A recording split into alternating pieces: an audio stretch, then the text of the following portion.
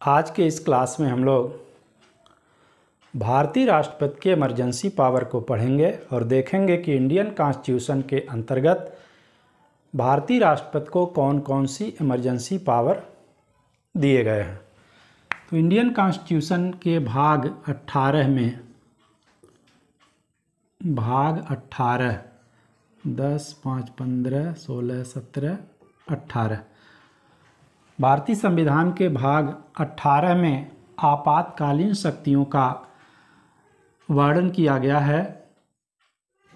Article 352 से लेकर 356 तक, 352 से 356 तक ये आपातकालीन शक्तियां जो है जर्मनी के वीमर संविधान से प्रेरित है। जर्मनी के वीमर संविधान या वाइमर संविधान कहा जाता है, तो इसी से ये प्रेरित है। इसके बाद हम लोग ये देखेंगे कि राष्ट्रपति कितने आधारों पर आपात की उद्घोषणा कर सकता है। तो इसके लिए 3 आधार बताए गए हैं संविधान में। 3 आधार होते हैं। इन्हीं 3 आधारों पर राष्ट्रपति आपात की उद्घोषणा कर सकता है। पहला होता है युद्ध, दूसरा है बाह्य आक्रमण और तीसरा है सशस्त्र विद्रोह।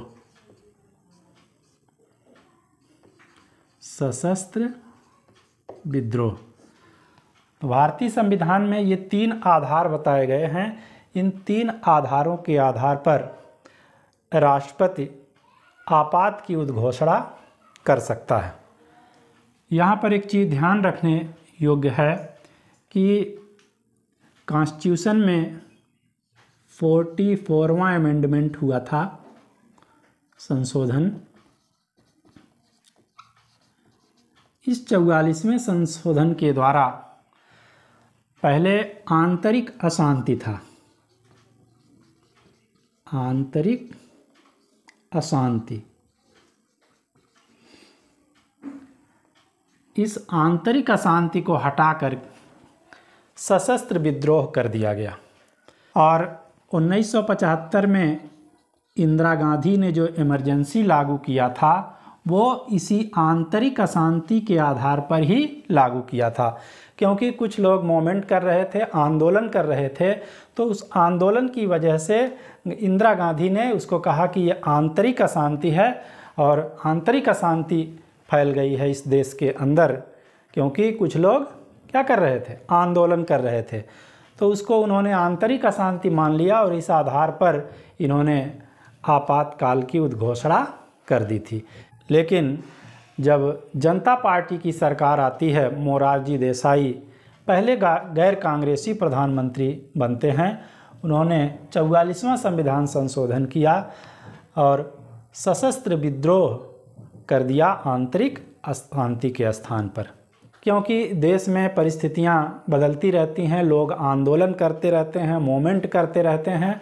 तो पता ये चलेगा कि कोई आंदोलन कर रहा है तो उसको सरकार कह दे आंतरिक अशांति फैल गई है, उसके आधार पर आपातकाल की उद्घोषणा करके वो नंगी तानाशाही स्थापित कर सकती थी और व्यक्ति के मौलिक अधिकारों को सस्पेंड कर सकती थी।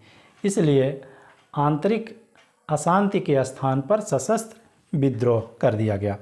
अब देखिए क्वेश्चन ये पैदा होता है कि युद्ध, बाह्य आक्रमण या सशस्त्र विद्रोह हो जाए, ये तीनों हो जाए यानी कि होने पर या इसकी प्रबल आशंका हो, प्रबल आशंका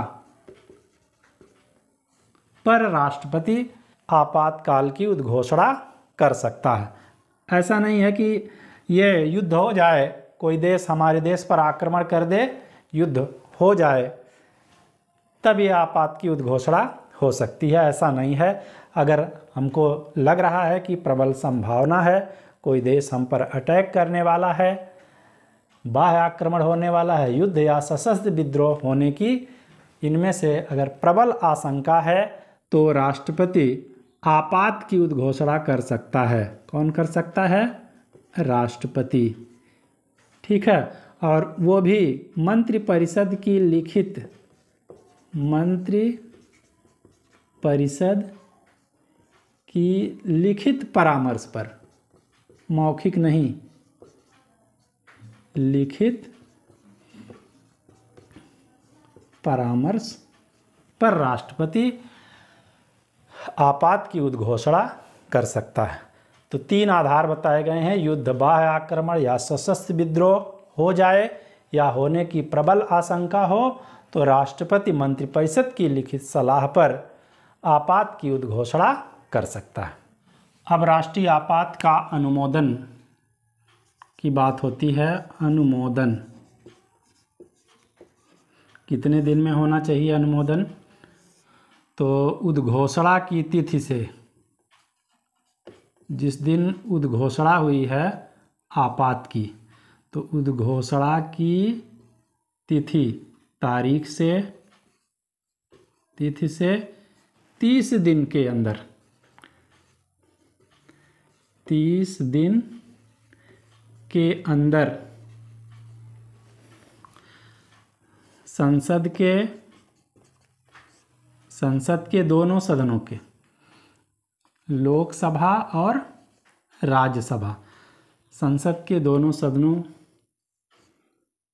का अनुमोदन होना चाहिए। अनुमोदन 30 दिन के अंदर, हमने कहा संसद के दोनों सदन, लोकसभा और राज्यसभा द्वारा अनुमोदन होना चाहिए, वो भी 2/3 बहुमत से, 2/3 बहुमत से, यानी कि विशेष बहुमत से। इसी को कहा गया विशेष बहुमत।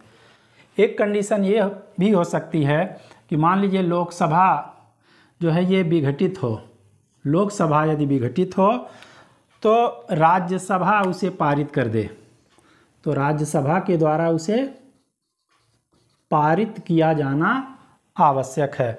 और नई लोकसभा पुनर्गठित होकर के जो आ रही है, पुनर्गठित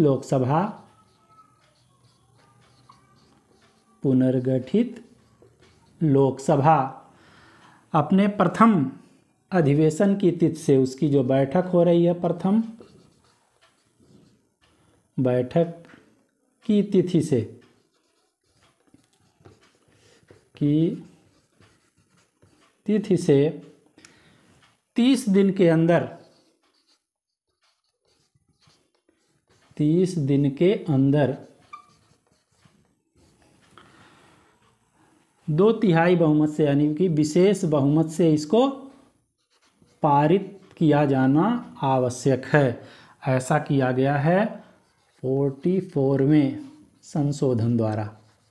जानबूझ करके इस प्रोसेस को कठिन बनाया गया है ताकि सरकारें जो हो आसानी से इतने आपातकाल की उद्घोषणा करके तानाशाही स्थापित न कर पाएँ। ठीक है, हमने कहा कि उद्घोषणा की तिथि से 30 दिन के अंदर संसद के दोनों सदनों के द्वारा विशेष बहुमत से इसका अनुमोदन होना चाहिए। दूसरा कंडीशन ये है कि मान लीजिए लोकसभा विघटित है तो राज्यसभा उसको पारित करे, और पुनर्गठित होकर के लोकसभा जब आती है तो प्रथम बैठक की तारीख से 30 दिन के अंदर उसे 2/3 बहुमत से पारित किया जाना चाहिए। एक बार पारित होने पर, एक बार पारित होने पर आपात जो होगा कितने दिन तक चलेगा? आपात 6 माह तक चलेगा, और 6 माह पर पुनः पारित करके, पुनः पारित करके इसको अनिश्चित काल तक बढ़ाया जा सकता है, अनिश्चित काल तक बढ़ाया जा सकता है।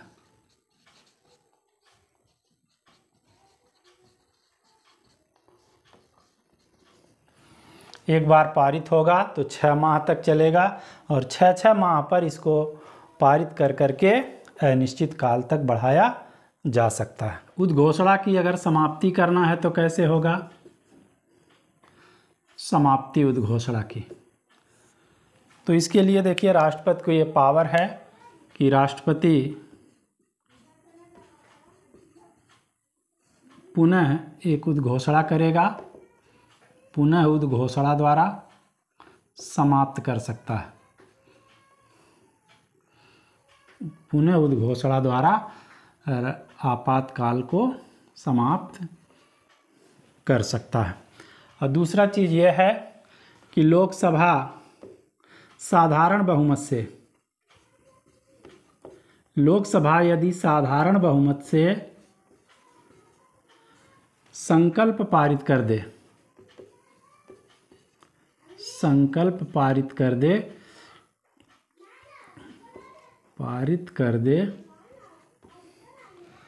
तो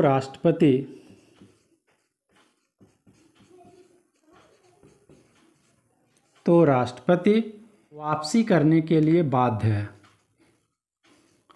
वापसी हेतु बाध्य है। तो इस तरह से राष्ट्रपति पुनः उद्घोषणा द्वारा समाप्त कर सकता है। या लोकसभा, यहाँ देखिए विशेष बहुमत की बात नहीं है, साधारण बहुमत से यह इच्छा व्यक्त कर दे, संकल्प पारित कर दे तो राष्ट्रपति वापसी हेतु बाध्य है। इसके बाद हम लोग देखेंगे कि आपातकाल का प्रभाव क्या होता है। आपातकाल का प्रभाव,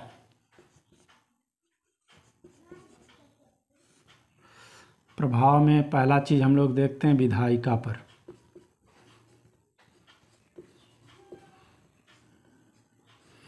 विधायिका पर क्या प्रभाव पड़ता है? तो राज्य विधानमंडल जो होते हैं, राज्य विधानमंडल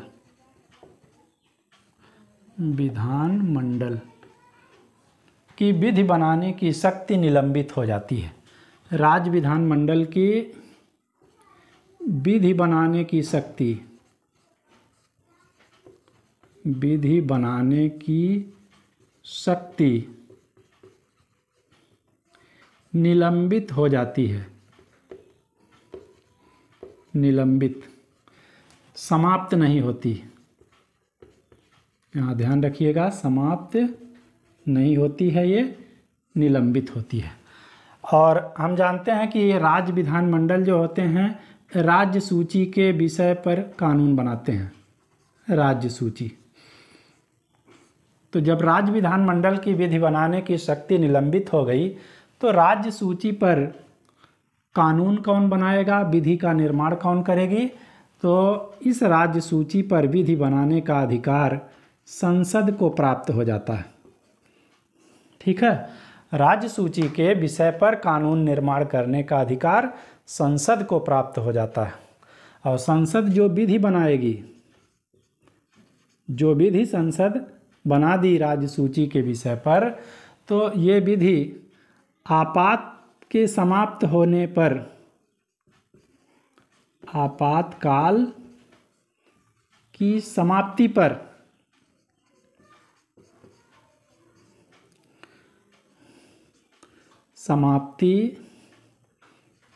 पर 6 माह तक रहेंगे, केवल 6 माह तक प्रभावी होंगे।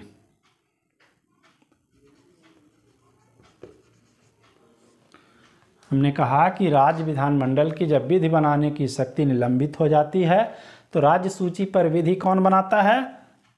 ये संसद विधि बनाती है उस पर। और जो विधि संसद बनाई है, आपातकाल की अगर समाप्ति हो जाती है तो ये 6 माह तक ये विधियाँ प्रभावी होती हैं। और एक चीज़ और यहाँ पर देख लीजिए कि मान लीजिए आपातकाल देश के किसी राज्य या उसके किसी एक भाग में लागू है, देश के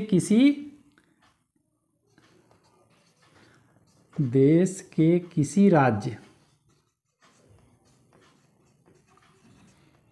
या उसके किसी भाग में लागू है,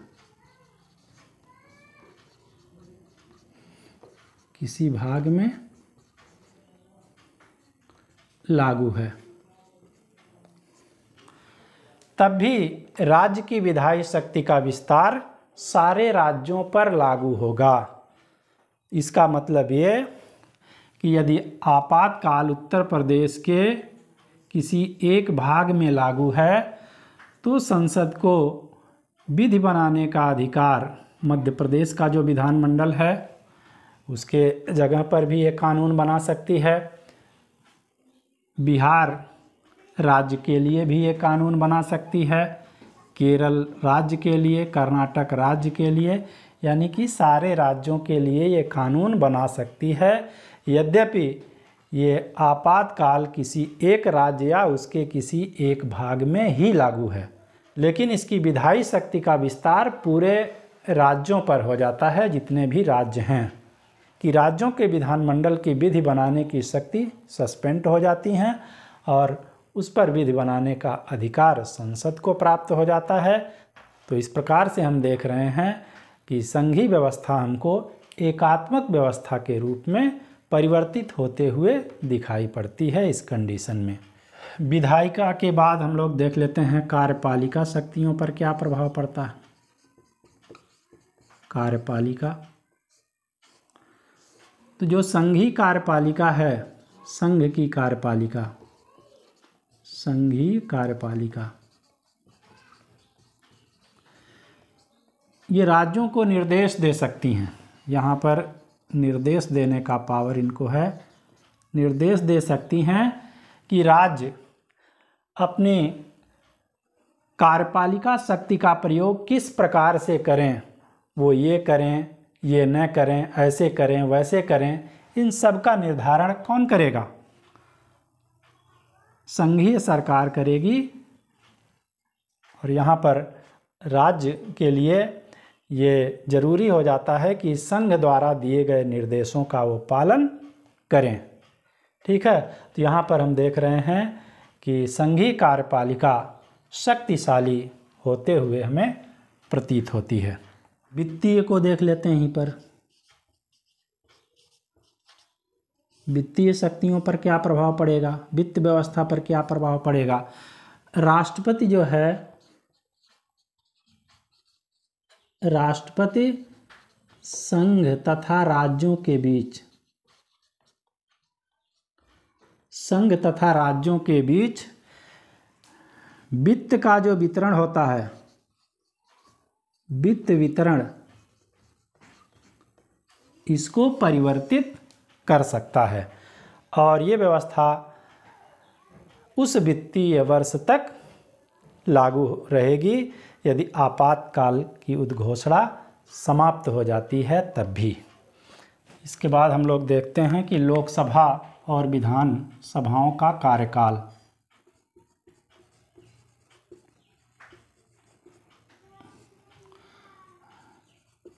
इसके कार्यकाल पर क्या प्रभाव पड़ेगा। तो इनके कार्यकाल को एक एक वर्ष करके, एक एक वर्ष करके बार बार बढ़ाया जा सकता है, बार बार बढ़ाया जा सकता है। यदि आपात की उद्घोषणा समाप्त हो जाती है, यदि उद्घोषणा आपात की समाप्त हो जाती है तो 6 माह के अंदर, 6 माह के अंदर चुनाव अनिवार्य होता है।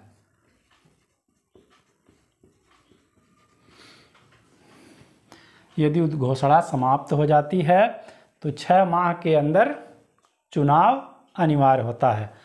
और आप देखेंगे कि 1975 में इंदिरा गांधी ने जो इमरजेंसी लागू की थी तो दो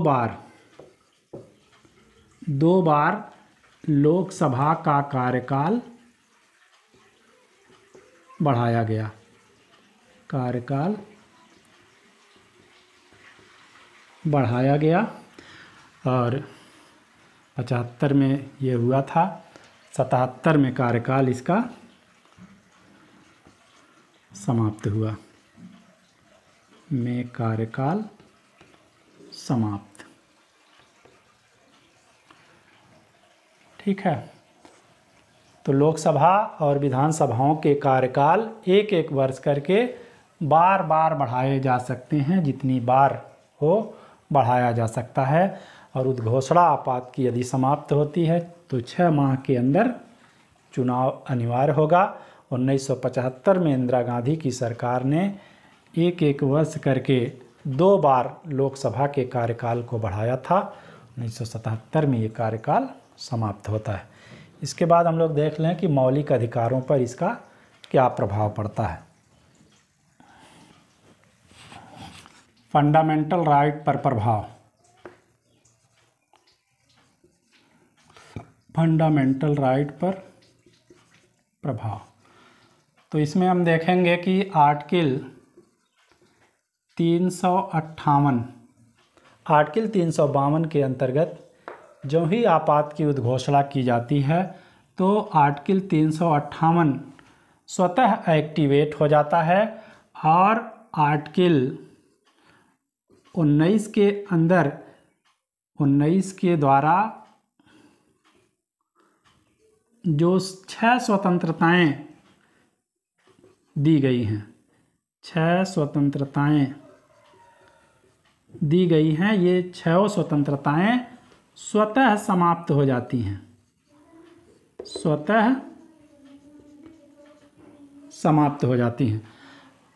अनुच्छेद 19 के द्वारा व्यक्ति को 6 स्वतंत्रताएं दी गई हैं, जैसे विचार एवं अभिव्यक्ति की स्वतंत्रता, शांतिपूर्ण निरायुध सम्मेलन की स्वतंत्रता, संचरण की स्वतंत्रता, आजीविका या कारोबार चुनने की स्वतंत्रता। इस प्रकार से अनुच्छेद 19 के द्वारा व्यक्ति को 6 जो स्वतंत्रताएं दी गई हैं, ये स्वतंत्रताएं स्वतः समाप्त हो जाती हैं। और 44वें संविधान संशोधन द्वारा ये व्यवस्था की गई, 44वें संशोधन द्वारा,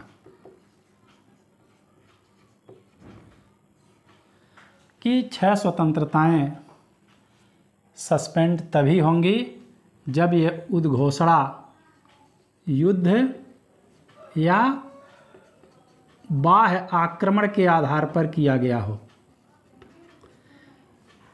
यदि उद्घोषणा सशस्त्र विद्रोह के आधार पर किया गया होगा तो ये स्वतंत्रताएं निलंबित नहीं होंगी, अनुच्छेद 19 के द्वारा जो प्रदान की गई हैं। तो इस चीज़ को ध्यान रखिएगा। और आर्टिकल 359 के अनुसार अन्य मौलिक अधिकार, अन्य फंडामेंटल राइट का निलंबन राष्ट्रपति एक आदेश द्वारा कर सकता है, राष्ट्रपति आदेश द्वारा कर सकता है, उस आदेश में जिस अनुच्छेद को वो उल्लेखित करे। कि मान लीजिए कह दे कि अनुच्छेद 18 जो होगा ये निलंबित होगा, अनुच्छेद 25 जो होगा ये निलंबित होगा, तो इसमें जिस आर्टिकल को निलंबित करना रहेगा उस आदेश में राष्ट्रपति उसको बताएगा। तो ये हमने एक एग्जाम्पल के रूप में बता दिया कि जिन फंडामेंटल राइट को राष्ट्रपति को और निलंबित करना रहेगा, अनुच्छेद 19 के 6 स्वतंत्रताओं के अतिरिक्त, ठीक है, उसको अपने आदेश में राष्ट्रपति बताएगा। यहाँ पर एक चीज़ देखिएगा कि यहाँ पर मौलिक अधिकार निलंबित नहीं होते हैं, बल्कि मौलिक अधिकारों के प्रवर्तन हेतु, मौलिक अधिकारों के प्रवर्तन हेतु न्यायालय जाने का अधिकार निलंबित होता है। न्यायालय जाने का अधिकार ये निलंबित होता है। मौलिक अधिकार यहाँ पर निलंबित नहीं होते हैं, बल्कि मौलिक अधिकारों के प्रवर्तन हेतु अगर कोई मौलिक अधिकार का हनन हो रहा है किसी व्यक्ति का, तो जो अनुच्छेद 32 के थ्रू सुप्रीम कोर्ट में और आर्टिकल 226 के थ्रू वो हाई कोर्ट में जाता था, तो उन मौलिक अधिकारों के प्रवर्तन के लिए न तो सुप्रीम कोर्ट में जा सकता है और न ही हाई कोर्ट में जा सकता है। ये चीज़ यहाँ पर उल्लेखनीय है। लेकिन यहाँ पर एक चीज़ ध्यान रखने योग्य है, इसको हम लोग यहाँ पर नोट कर ले रहे हैं कि आर्टिकल 20, 20 और 21 का किसी भी परिस्थिति में निलंबन नहीं हो सकता। अनुच्छेद 20 और अनुच्छेद 21 का किन्हीं भी परिस्थिति में निलंबन नहीं हो सकता। अभी तक 3 बार